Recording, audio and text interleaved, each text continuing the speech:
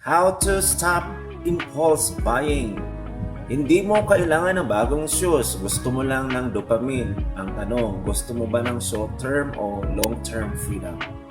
Welcome back sa Money Wise. Tayo, ako po si Kusbay, ang kakampi niyo po sa pagyaman na matalino, hindi po magastos.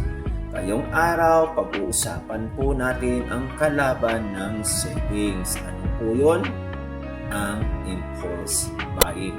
Sabi ni Will Rogers, too many people spend money they haven't earned to buy things they don't want, to impress people they don't like. Boom! Real talk, minsan kasi ang gastos natin hindi dahil kailangan, kundi dahil gusto lang nating makaramdam ng reward o belonging. Alam nyo mga friends, kapag may sale o promo, utak po natin hindi na po nag-iisip. Emotion ang nagdidesisyon. Yung 299 add to cart natin, nagiging 2,990 na bago po natin mapansin.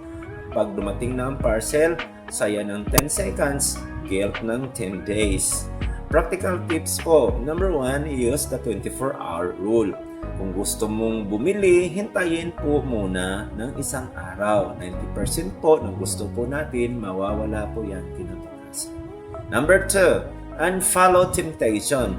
Unfollow mo muna ang mga online shops o influencers na laging may link in bio.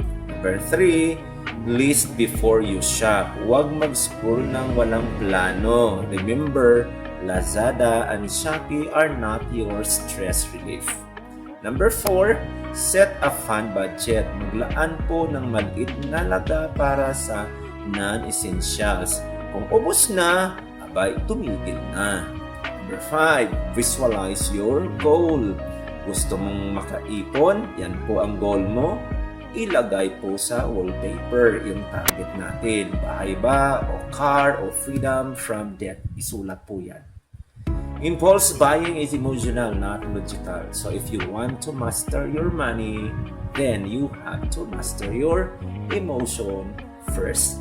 Kasi tandaan po natin, every impulsive swipe steals from your future self.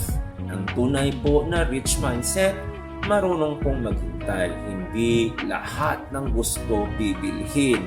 Kasi mas masarap bumili kapag may peace of mind. Focus by reminding you, control your impulse, control your wealth. Stay smart, stay wise, money wise tayo.